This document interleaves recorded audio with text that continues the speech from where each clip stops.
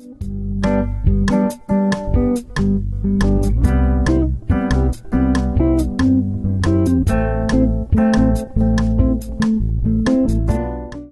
sok szeretettel üdvözlök mindenkit újra a Kisvakond csatornán. Hát lassan már a csatornán felelhető az összes ilyen téli berakós recept, nagyjából minden zöldségre, amit télire el szoktam tenni. Egyetlen egy hiányzik, a paradicsomlé receptje. Mivel ma leszettem a paradicsomot, arra gondoltam, ebbe se legyen hiány, megmutatom, hogy azt hogy szoktam befőzni. Következzék hát a paradicsom befőzés. No, az első lépés, hogy minden paradicsomról szépen lemossuk, ami van rajta. Ezen permetszer nincs, ez bio, de gombaspórákat a levegő ráhord. Tehát első lépés, mosás. Ugye a következő lépés a mosás után a felaprítás, bekerül az egész egy tálba, kocsányát kivágjuk, ugye, és utána következik aztán a pépesítés. Na most egy pillanatra megállok, mert én tavasszal nagyon sok embernek ajánlottam a Rozovdar nevű bolgárfajtát, és most ugye eszembe jutott, hogy akkor már meg is mutatnám, hogy hogy néz ki egy ilyen paradicsom. Tehát ő a Rozovdar. Az íze az, ami miatt én nagyon-nagyon kedvelem. Szívesebben fogyasztom el egy zsíros kenyér mellé, mint akár az apró paradicsomot is, de ha már erről beszélünk, ide készítettem azért egy fürtöt abból is. Ez az a másik, idézőjelben apró paradicsom, legalább 1 kiló azért ez a fürt, amit ajánlottam. Ezt én nagyon szeretem, a neve Manósa, Erzé, és nagyon kedvelem, benne volt több videóban, ajánlottam ezt a fajtát is. Látjuk, hogy egyszerre érnek be a bogyók, nagyon kellemes fajta, de ugye a Rozovdar nekem nagyon nagy kedvencem, és ilyen kis aprókat terem. Jó, egyenlőre ennyit tisztítottam meg és vágtam fel, ez a mennyiségnek a fele.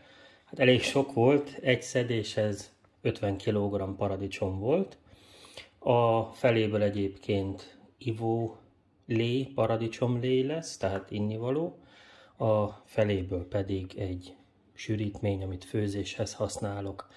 Most a felénél megálltam, és az eddig előkészített paradicsomot lepasszírozom, oda teszem főni, aztán folytatom a második felével, de azt már nem hiszem, hogy mutatni fogom. Tehát most következzen a passzírozás. A passzírozást egy egyszerű passzírozógéppel végzem el. Most ebből nekem van elektromos is, de olyan is volt, hogy kézzel passzíroztam, ilyen kis kézi passzírozót fél érekért meg lehet vásárolni. Hát akkor passzírozzunk.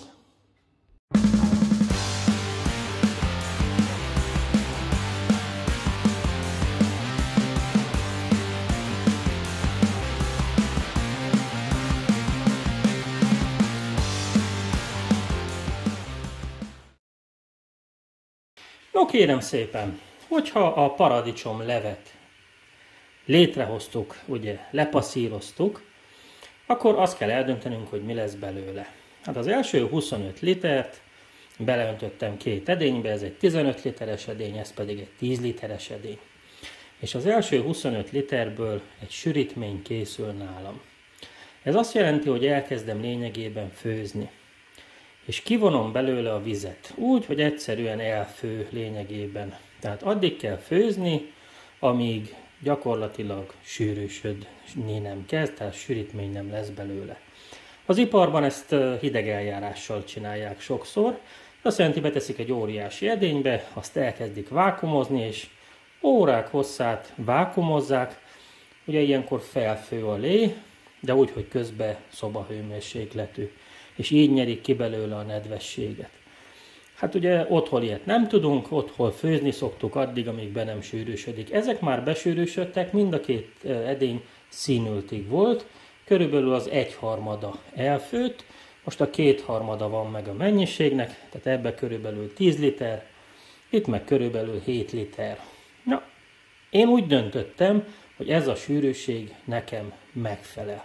Megmutatom, hogy néz ki. No, hát én körülbelül ezt a sűrűséget szerettem volna elérni, megmutatom, hogy hogy néz ki. Hát egy ilyen meglehetősen sűrű valami.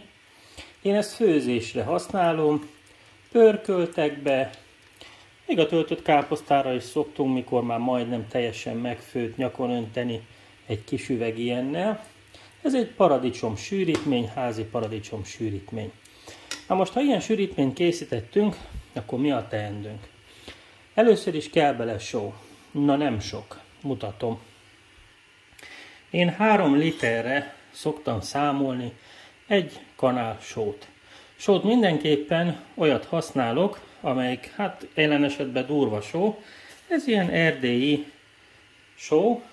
1, 2, 3, ebbe pedig 1, 2 jó púpozott, tökéletes. Ez nagyon fontos, hogy jódmentes, mindenféle adalékanyagmentes só, ezzel lehet jól tartósítani. Na most, ebben más nem is kell, ezt most kell hagyni, vagy 10 percet így főni ezzel a sóval, még aztán így forró mehet az üvegekbe, és dunsztolni kell, mondjuk egy hűtőtatyóba, hűtőtáskába, vagy valamibe, de kinyitok egy zárójelet. Az elején, amikor ugye ez saját termelésű paradicsom volt, tudtam milyen, tudtam, hogy jó minőségű. Én semmiféle tartósítószert ezen a pici són kívül nem teszek bele. De ha nem volt tökéletes a paradicsom, ha itt-ott kisebb hibák voltak, tény, hogy azt mindig kifaragjuk, tehát kivágjuk belőle, mielőtt ugye lepasszírozzuk, de ha nem vagyunk 100%-osak benne, hogy a paradicsom minősége tökéletes volt, és esetleg abban se vagyunk 100%-osak, hogy tökéletesen odafigyeltünk, és minden ilyen kisebb problémát kivágtunk, akkor talán indokolt egy picike tartósítószert beletenni, rögtön mielőtt az üvegekbe kerül, és jól elkeverni. Én nem teszek bele, mert mondom, én tudom, mit tettem oda, és figyelmes voltam, amikor felvágtam, megtisztítottam, de ez ki hogy gondolja. Szóval ez lenne a sűrítmény, ez most ugrik az üvegbe.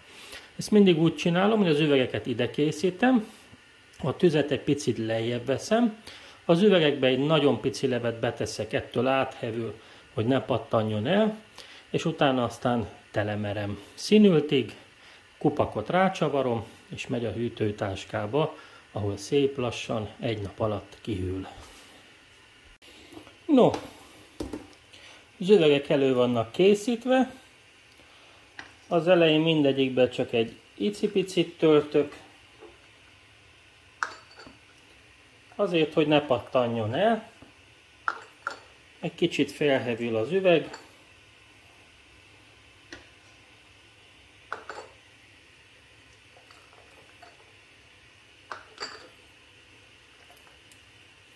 és ha ez megvan, akkor lehet telemerni. Lehetőleg kevés levegőt kell hagyni, de azért a lé az nem szabad elérje a kupakot, mert ugye ez savas, nem tesz neki jót. Jó. És bár tartósítószert egyáltalán nem használok, de az egy nagyon fontos információ, hogy én a kupakokat, ha semmi baja nincs, újra szoktam használni. Ezért az új kupakot is, meg a régi kupakot is felhasználás előtt bele szoktam tenni egy edénybe, és azokra a kupakokra, azokra viszont rá szoktam tenni egy tartósítószert, egy tasakkal, és forró vízzel felöntöm. És a kupakot önmagát, tehát az innivalóba nem teszek, de a kupakot önmagát azt